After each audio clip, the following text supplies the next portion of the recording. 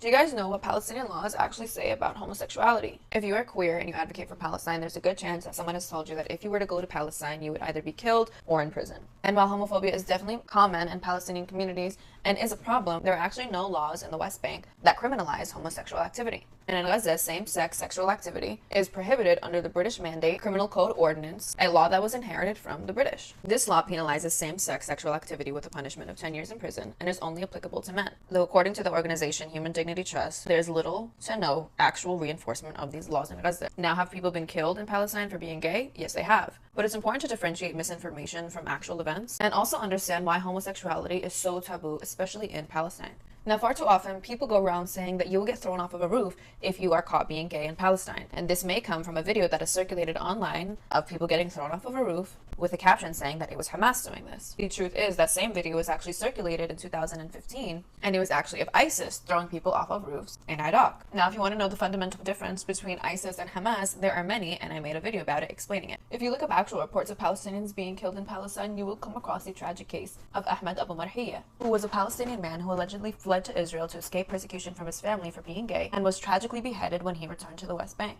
Now, the reports on this case, including from the Times of Israel, say that they don't know the exact details of how he left Israel, how he got past the Israeli border, why he returned, and why he was actually killed in this way. And when the murder was discovered by Ahmed's family and Palestinian Authority, the suspected murderer was arrested. And both his family, the Palestinian Authority, and Palestinian media condemned the crime, saying that the murder crossed every red line in our society, whether in terms of morals, customs, or basic humanity. Now, it's important to understand that Palestinians who are queer are not only ostracized in their community for their sexuality, but they are also routinely blackmailed by the Shin Bet, which is Israeli intelligence, to get more information about the resistance, political figures, and Palestinians in general. And this is also why being homosexual in Palestine is especially taboo, because not only does it challenge cultural and religious norms, but it also threatens the security of Palestinians who are likely to be spied on. And getting caught spying on or committing treason against the Palestinians is arguably the main or primary reasons why people who are gay, who fled to Israel, or who have collaborated with Israelis end up getting executed.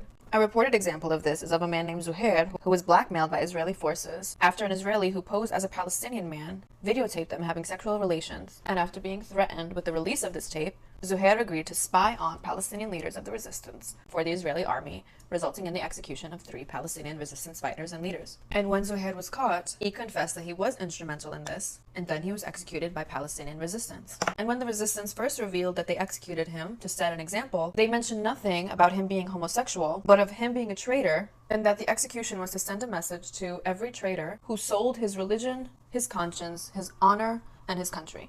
If you don't believe me, you can read about it, and as always, I've left all sources in the comments.